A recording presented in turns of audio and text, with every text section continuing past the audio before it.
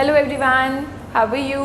So we were doing chapter quadrilaterals and we have completed 4 theorems. पहले हमने introduction पढ़ा पहली वीडियो में, दूसरी वीडियो में we have done first 4 theorems, theorem 8.1, 8.2, 8.3 and 8.4, and today we are going to start theorem 8.5 and I am going to give you proof of every theorem, though it is not given in NCERT, but still I am going to explain you proof of every theorem. If in a quadrilateral each pair of opposite angles is equal, then it is a parallelogram. तो मैंने आपको ये बताया था कि जब किसी figure को जैसे पैरेललोग्राम शो करना है तो पहले से ही पैरेललोग्राम तो बना ही दो. क्वाड्रिलेटरल ऐसे टेढ़ा मेढ़ा सा मत बनाना, पैरेललोग्राम शो करना है ना, फाइनली पैरेललोग्राम तो आना ही आना है ना, तो पहले से ही फिगर जो है वो तो पैरेललोग्राम की बनाना. ये दो I am not going to use any property of parallelogram over here because मुझे तो पैरेललोग्राम शो करना है, तो मैं पैरेललोग्राम की कोई भी प्रॉपर्टी यूज़ नहीं करूँगी, कोई भी पर्टिकुलर प्रॉपर्टी कुछ भी नहीं यूज़ करूँगी. मैं सिर्फ यही मान के चलूँगी कि भाई ये एक क्वाड्रिलेटरल है और मैं इसको शो करूँगी कि ये पैरेललोग्राम है. अब वो कैसे शो करूँगी, देखो each pair of opposite angles is equal का मतलब क्या है कि हमें ऑपोजिट एंगल्स इक्वल दे रखे हैं. दैट मीन्स मेरा गिवन में आ जाएगा कि angle A is equal to angle C and angle B is equal to angle D. ये मेरे पास गिवन है, ठीक है. And to prove A B C D is a parallelogram. अब देखते हैं, देखो एंगल ए एंगल सी के इक्वल है, एंगल बी एंगल डी के इक्वल है, ये तो मेरे पास गिवन है. अब अगर मैं इन दोनों को इक्वेशन 1 और इक्वेशन 2 मान लूँ और मैं दोनों को ऐड कर दूँ तो angle A plus angle B is equal to angle C plus angle D आ जाएगा, ठीक है. Now A B C D is a quadrilateral, hence sum of all the angles of the quadrilateral तो 180 होता है. तो मैं क्या लिख सकती हूँ कि angle A plus angle B plus angle C plus angle D क्या हो गया 360 डिग्री, ठीक है. अब एंगल ए और angle B angle C plus angle D के इक्वल है, तो angle C plus angle D को भी मैं angle A plus angle B लिख सकती हूँ, रिप्लेस कर सकती हूँ, ठीक है. तो angle A plus angle B को तो एज इट इज लिख दो और angle C plus angle D की जगह मैं angle A plus angle B लिख देती हूँ लाइक दिस, ठीक है. Is equal to 360 degree, right. तो अब ये एंगल ए भी 2 बारी आ रहा है और एंगल बी भी 2 बारी आ रहा है, तो मैं यहाँ पर क्या लिख दूंगी, twice of angle A plus angle B is equal to 360 degree. Now angle A plus angle B मेरा आ गया 360 upon 2 which comes out to be 180. अब मेरी बात सुनो, अगर मेरा angle A plus angle B 180 degree आ गया है तो इसका मतलब क्या है, ध्यान से देखो. ये मेरी 2 पैरेलल लाइंस हैं, मतलब पैरेलल तो नहीं है, ये 2 लाइंस हैं ए और डी, बी और सी, ठीक है. और मेरा इसका और इसका सम 180 आ गया, तो that means they are on the same side of the transversal जिनका सम 180 है, तो that means they are co-interior angles, ठीक है. तो जब ये को इंटीरियर हो गए तो ये दोनों लाइंस पैरेलल हो गई. क्या लिखूंगी मैं यहाँ पर, but they are, these are co-interior angles, so AB is parallel to BC, ठीक है. Now अब मैं क्या करूंगी, जो मेरा angle A plus angle B equals to 180 आया है ना, ये आया मेरा, इसमें एंगल A की जगह मैं एंगल C को डाल देती हूँ. कैसे डाल सकती हूँ, कैसे रिप्लेस कर सकती हूँ, क्योंकि एंगल A और एंगल C तो इक्वल है क्योंकि वो ऑपोजिट एंगल्स है, ठीक है. तो ऐसे angle C plus angle B 180 हो गया. अब जब एंगल C और एंगल B 180 हो गया, यानी this plus this is equals to 180 हो गया, तो अब इसका मतलब क्या है कि कौन सी 2 लाइंस पैरेलल है, देखो ये दोनों एंगल्स 180 के हो गए, तो दैट मीन्स हमारी कौन सी लाइंस पैरेलल हो गई, ये दोनों, और ये ट्रांसवर्सल हो गया, same side of the transversal हो गए ना ये एंगल्स, तो को-इंटीरियर हो गए, ठीक है. तो but these are co-interior angles, और अगर ये को-इंटीरियर एंगल्स हैं तो therefore these are co-interior angles, therefore हमारे A B is parallel to C D हो गया. Now A B parallel to C D है और A D parallel to B C है. मैंने क्या बोला था, अगर किसी भी चीज़ को, किसी भी क्वाड्रिलेटरल को पैरेललोग्राम शो करना है तो इसका मतलब आपको या तो दोनों पेयर ऑफ साइड्स को पैरेलल शो करना है, दोनों ही पेयर को पैरेलल प्रूव कर दो, या फिर तुम एक ही पेयर पकड़ो, उसको पैरेलल भी प्रूव करो, उसको इक्वल भी प्रूव करो, then only I can prove that the given coordinator is a parallelogram. यहाँ पर मैंने इसको भी पैरेलल प्रूव कर दिया, इन दोनों को भी पैरेलल प्रूव कर दिया, तो that means the given coordinator is a parallelogram. Therefore ABCD is a parallelogram. Okay. Now next theorem is diagonals of a parallelogram bisect each other. यहाँ पर तो पैरेललोग्राम गिवन है पहले से कि गिवन फिगर जो है मेरी पैरेललोग्राम है, तो शुरू से ही पैरेललोग्राम हम बनाते हैं एक, और वो बोल रहे हैं कि diagonals of a parallelogram bisect each other. क्या मतलब है इसका? इसका मतलब ये है कि हमें प्रूव करना है कि जो AO है वो OC के इक्वल है और जो OB है वो OD के इक्वल है, यानी this is equal to this and this side is equal to this side. Bisect each other का मतलब यही होता है, ये हमको प्रूव करना है। और गिवन में क्या है कि ABCD जो है वो एक पैरेललोग्राम है। ठीक है। नाउ अब हमें ना वो दो ट्रायंगल्स पकड़ने हैं कॉन्ग्रुएंसी के लिए जिनमें ये साइड्स लाई कर रही हैं, तभी तो मैं CPCT से प्रूव करूंगी। अब अगर मैं मान लो मैं ABC ट्रायंगल ले लूं और ABD ट्रायंगल ले लूं, इनको कॉन्ग्रुएंट प्रूव कर दूं, तो मेरा पर्पस सॉल्व नहीं होगा। क्यों नहीं होगा? क्योंकि अगर मान लो मैंने 1% कर दिया तो मैं AO is equal to OC कैसे करूंगी? ABC की साइड्स कौन सी हैं? CPCT से कैसे प्रूव करूंगी AO is equal to OC? क्योंकि ABC की साइड्स तो AB, BC और CA है ना। यहाँ पर बच्चे बहुत कंफ्यूज होते हैं, इसलिए बता रही हूँ। ठीक है, मैं डायरेक्ट प्रूफ भी करा सकती हूँ, फटाफट लिख सकती हूँ, लेकिन मैं गलती बता रही हूँ बच्चों की कि बच्चों को ये नहीं समझ आता कि हमको ट्रायंगल्स कौन से पिक करने हैं कॉन्ग्रुएंसी के लिए, और बच्चे पिक करते हैं जैसे ABC पिक कर लिया और ABD पिक कर लिया। नहीं कर सकते। क्यों नहीं कर सकते? क्योंकि अगर मैंने ABC और ABD पिक कर लिए तो फिर AO is equal to OC, OB is equal to AD, CPCT से कैसे प्रूव करूँगी? क्योंकि ABC की साइडें कौन सी हैं? एक AB है, एक BC है और एक AC पूरी साइड है। AO और OC पार्ट्स हैं, तो वो नहीं ले सकते हम ट्रायंगल्स। हमें वो ट्रायंगल्स पिक करने हैं जिसमें AO और OC लाइक कर रहे हैं, जैसे कि ये दोनों पकड़ो, देखो, in triangle AOB and triangle COD। ठीक है, ये आ गया हमारा, ये छोड़ दो, ये वाला 1 is equal to 2, 1 is equal to 2 alternate angles. क्यों है ऑल्टरनेट एंगल्स?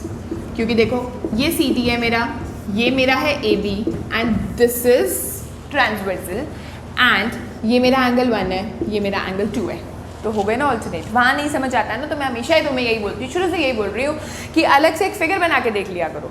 ठीक है, तो अब एंगल 3 यानी ये is equal to angle 4, again alternate angles, correct. Also AB is equals to CD। अब AB is equals to CD कौन है? वेरी ऐसे क्यों है? वेरी सिंपल, क्यों? क्योंकि ABCD इज अ पैरेललोग्राम, और पैरेललोग्राम की तो ऑपोजिट साइड्स इक्वल होती हैं, है ना, तो opposite sides are equal. Okay, now therefore by ASA congruency triangle AOB is congruent to triangle. देखो A किसके इक्वल है? C वाले के इक्वल है ना, तो पहले C लिखना। ठीक है, O किसके इक्वल है? O के इक्वल है, वर्टिकली ऑपोजिट, और इसका भी इसके D के इक्वल है, तो इसका भी इसके D के इक्वल है। ठीक है, तो जब ये हो गए तो therefore AO is equal to OC and OB is equal to OD by CPCT। अब AO, OC, OB, OD देखो हमारे इन ट्रायंगल्स में लाई कर रहे हैं, इनकी साइड्स हैं। देखो हमारा नाम क्या है ट्रायंगल का? AOB, तो उसकी साइड है ना OA, है ना, COD की साइड है ना OC। तो मैं यही बोल रही थी स्टार्टिंग में कि तुमको वो वाले ट्रायंगल्स पिक करने हैं जिसमें OA, OC, OB, OD लाई करें। ऐसे नहीं कि कुछ भी बड़े वाले ट्रायंगल्स उठा लिए जिसमें ये वाली साइज लाई ना करें, तो लाई नहीं करेंगे तो फिर बाय CPCT से प्रूव नहीं कर सकते तुम लोग। ठीक है, so next theorem is if the diagonals of the quadrilateral bisect each other then it is a parallelogram। that means मुझे given quadrilateral को parallelogram शो करना है, तो मैं पहले से ही फिगर को parallelogram की शेप में ही बना लेती हूँ। ठीक है, तो ये मेरा एक पैरेललोग्राम बन गया, मतलब कि अभी ये मैं यूज़ नहीं करूँगी कि वो भी प्रॉपर्टी पैरेललोग्राम की, सिर्फ और सिर्फ ये एक क्वाड्रिलेटरल की तरह ट्रीट करना है हमको। ठीक है, अब इसको एक पैरेललोग्राम शो करना है। ठीक है, अभी हम क्या करेंगे, गिवन में लिखेंगे जो हमको गिवन है। क्या है? If the diagonals of the quadrilateral bisect each other, तो पहले डायगोनल्स बनाते हैं, ये और ये और ये। तो AO OC के इक्वल है, OB OD के इक्वल है। बाइसेक्ट ईच अदर का मतलब यही होता है। तो AO जो है वो OC के इक्वल है और जो OB है वो OD के इक्वल है। टू प्रूव में हमको क्या प्रूव करना है कि ABCD इज अ पैरेललोग्राम। ना देखो, हमें फिर से यही सोचना है कि हमें कौन से ट्रायंगल्स पिक करने हैं कॉन्ग्रुएंसी के लिए। जब हमें AO और OC दे रखा है, OB और OD दे रखा है, तो भाई हमें यही वाली ही चीज़ें, यही वाले ट्रायंगल्स पिक करने होंगे ना जिसमें AO और OC, OB और OD लाई करें। फिर से हम वही वाले ट्रायंगल्स पिक करेंगे जो हमने लास्ट थ्योरम में पिक करे थे, यानी ये वाला ट्रायंगल और ये वाला ट्रायंगल। यानी in triangle AOB and triangle COD हमारा AO जो है वो OC के इक्वल है, ये भी हमारे पास गिवन है क्योंकि diagonals bisect each other given है, और OB is equal to OD given है, and angle 1 is equal to angle 2। क्यों? Vertically opposite angles. जब ये हमारे दोनों ट्रायंगल्स कॉन्ग्रुएंट हो गए by SAS, triangle AOB is congruent to triangle COD। ठीक है, अब मैं क्या लिख सकती हूँ कि therefore angle 3 is equal to angle 4 by CPCT. Therefore angle 3 is equal to angle 4 by CPCT.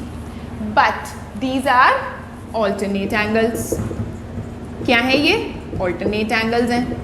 और जब ये alternate angles हमने कर दिए प्रूव, तो therefore कौन सी लाइन्स पैरेलल प्रूव कर दी हमने? ये देखो, ये हमने ऑल्टरनेट कर दिए, ये 3 ये 4, और ये मेरा AB है और ये मेरा DC है। तो इसका मतलब मेरे कौन सी लाइन्स पैरेलल प्रूव हो गई? AB और CD। तो therefore AB is parallel to CD।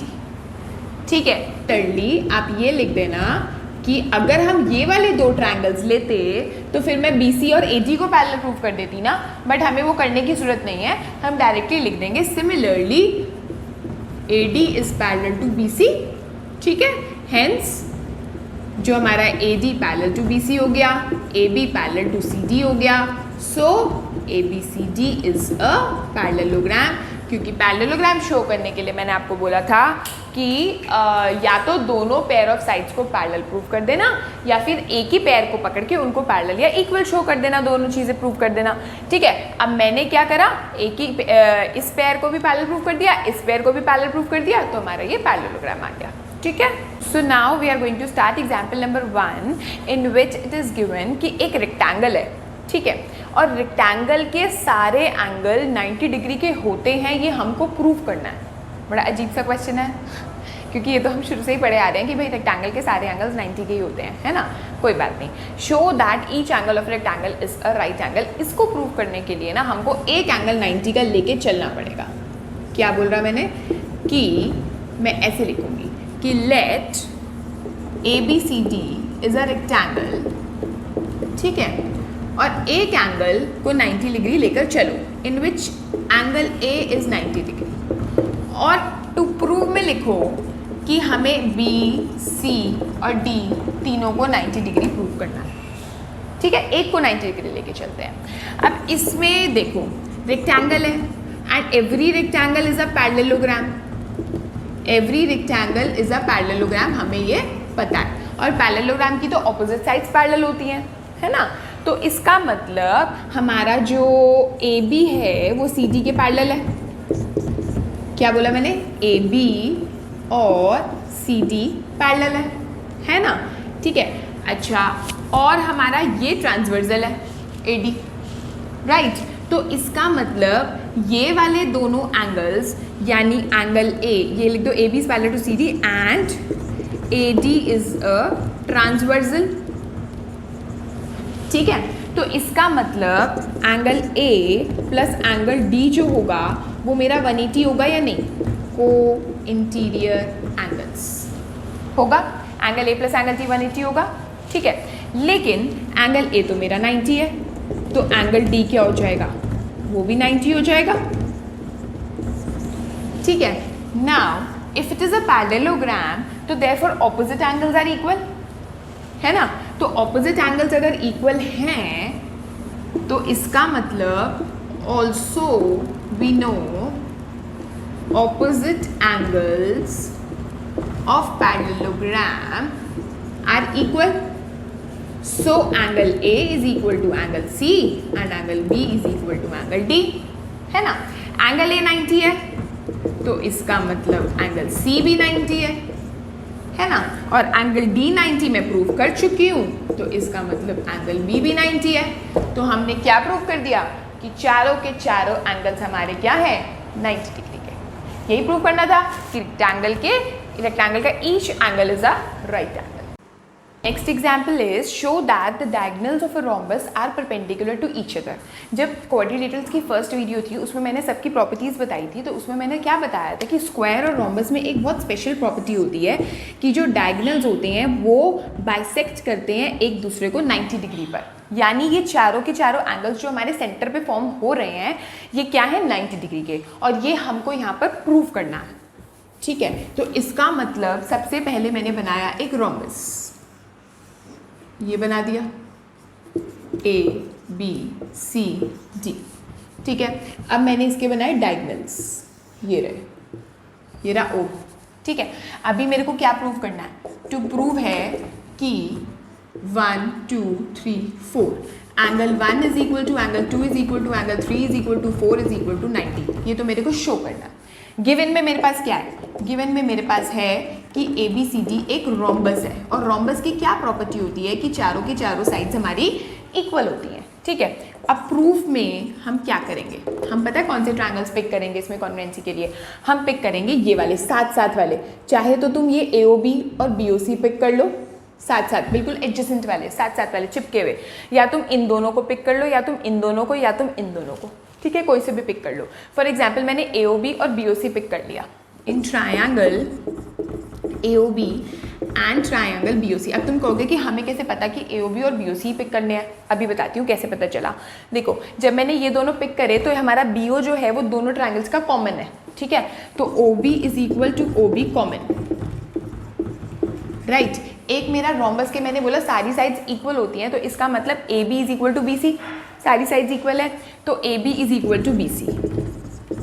ये मेरे पास क्या है, all sides we know are equal, ठीक है। Also we know one thing कि ये सारे पैरेललोग्राम होते हैं, रोम्बस ले लो, रेक्टेंगल ले लो, स्क्वायर ले लो, सारे पैरेललोग्राम है, और पैरेललोग्राम के डायगोनल्स जो होते हैं वो bisect each other, that means A O is equal to O C, O B is equal to O B, ठीक है। अभी हमारा काम किससे है, हमारा काम है A O is equal to O C से, क्योंकि ये दोनों साइड्स हमारे ट्राइंगल्स में लाई कर रही हैं, तो मैं लिखूंगी A O is equal to O C, why, क्योंकि डायगोनल्स बाइसेक्ट ईच अदर,